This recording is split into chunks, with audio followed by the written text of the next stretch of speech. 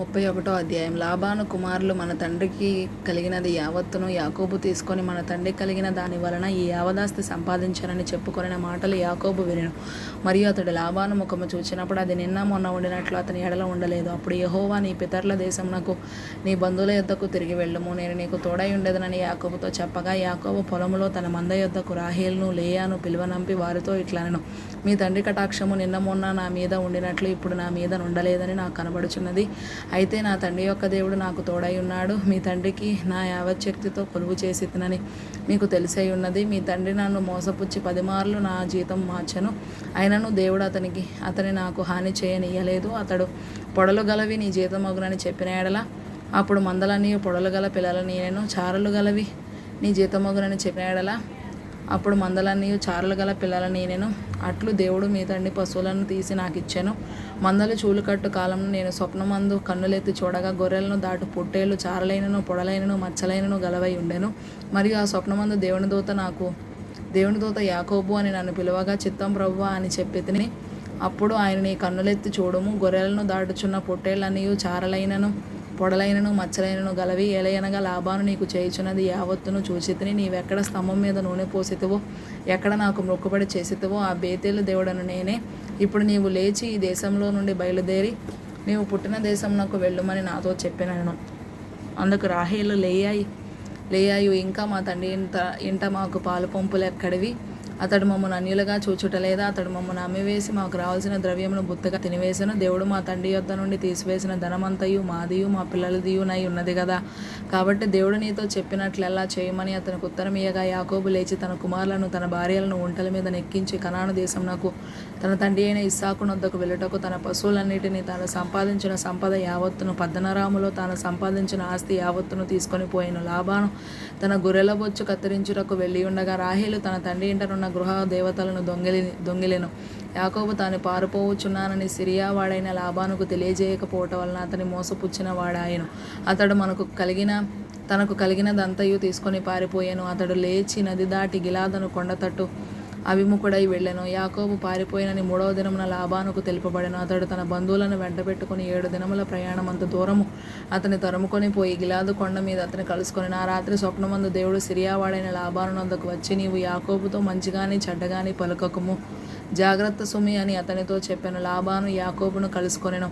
యాకోబు తన గుడారము ఆ కొండ మీద వేసుకొని ఉండెను. లాబానును తన బంధువులతో గిలాదు కొండ మీద గుడారము వేసుకొనెను. అప్పుడు లాబాను యాకోబుతో, నీవేమి చేసితివి? నన్ను మోసపుచ్చి కత్తితో చెరపట్టబడిన వారిని వలె నా కుమార్తెలను కొనిపోవనేలా నీవు నాకు చెప్పక రహస్యముగా పారిపోయి నన్ను మోసపుచ్చితివేలా? సంభ్రమముతోనూ పాటలతోనూ మద్దెలతోనూ సితారాలతోనూ నిన్ను సాగనంపుదునే.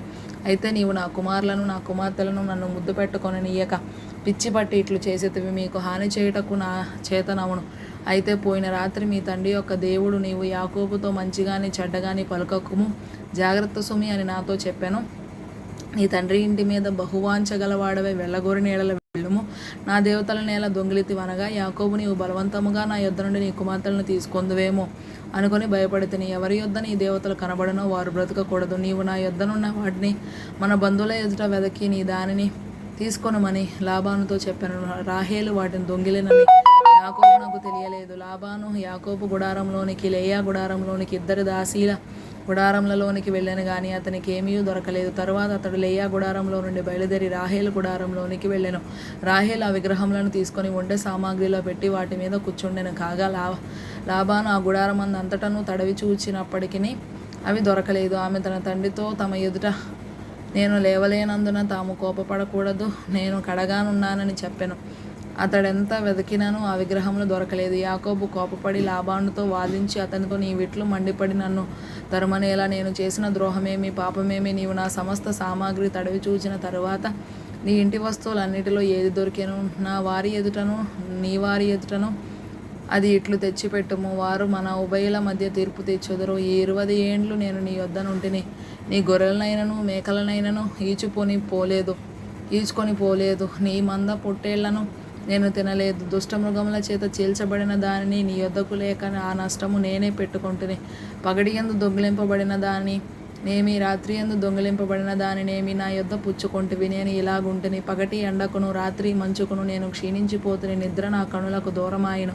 ఇదివరకు నీ ఇంటిలో 20 ఏండ్లు ఉంటిని. నీ ఇద్దరు కుమార్తెల నిమిత్తం 14 ఏండ్లను, నీ మంద నిమిత్తం 6 ఏండ్లను నీ కొలువు చేసితిని. అయినను నీవు నా జీతం 10 మార్లు మార్చితివి. నా తండ్రి దేవుడు అబ్రహాము దేవుడు ఇస్సాకు భయపడిన దేవుడు నాకు తోడై ఉండని ఎడల నిశ్చయముగా నీవు నన్ను వట్టి చేతులతోనే పంపివేసి ఉందువు. దేవుడు నా ప్రయాసమును నా చేతుల కష్టమును చూచిపోయిన రాత్రి నేను గద్దించనని లాబానుతో చెప్పాను. అందుకు లాబాను, ఈ కుమార్తెలు నా కుమార్తెలు, ఈ కుమారులు నా కుమారులు, ఈ మంద నా మంద, నీ కనబడుచున్నది అంతయు నాది. ఈ నా కుమార్తెలనైనను వీరు కనిన కుమారులనైనను నేడు నేనేమి చేయగలను? కావున నేనును నీవును నిబంధన చేసుకొందము రమ్ము, అది నాకును నీకును మధ్య సాక్షిగా ఉండునని యాకోబుతో ఉత్తరమియ్యగా, యాకోబు ఒక రాయి తీసుకొని దాన్ని స్తంభముగా నిలవబెట్టెను. మరియు యాకోబు రాళ్ళు కూర్చుడని తన బంధువులతో చెప్పెను. వారు రాళ్ళు తెచ్చి కుప్ప వేసిరి. అక్కడ వారు ఆ కుప్ప యొద్ద భోజనము చేసిరి. లాబాను దానికి యగర్ సేహదూత అను పేరు పెట్టెను. అయితే యాకోబు దానికి గలేదు అను పేరు పెట్టెను. లాబాను, నేడు ఈ కుప్ప నాకును నీకును మధ్య సాక్షిగా ఉండునని చెప్పెను. కాబట్టి దానికి గలేదను పేరు పెట్టెను. మరియు మనము ఒకరికొకరము దూరముగా నుండగా యెహోవా నాకును నీకును మధ్య జరుగునది కనిపెట్టునని చెప్పెను గనుక దానికి మిస్పా అని పేరు పెట్టబడెను. అంతటా లాబాను, నీవు నా కుమార్తెలను బాధ పెట్టినను, నా కుమార్తెలను గాక ఇతర స్త్రీలను పెళ్లి చేసుకొనినను చూడుము, మన యొద్ద ఎవరినో లేరు కదా, నాకును నీకును దేవుడే సాక్షి అని చెప్పెను. మరియు లాబాను, నాకును నీకును మధ్య నేను నిలిపిన ఈ స్తంభమును చూడుము, ఈ కుప్ప చూడుము, హాని చేయవలనని నేను ఈ కుప్ప దాటి నీ యొద్దకు రాకను, నీవు ఈ కుప్పను ఈ స్తంభమును దాటి నా యొద్దకు రాకను ఉండుటకు ఈ కుప్ప సాక్షి, ఈ స్తంభమును సాక్షి. అబ్రహాము దేవుడు, నాహోరు దేవుడు, వారి తండ్రి దేవుడు మన మధ్య న్యాయము తీర్చునని చెప్పాను.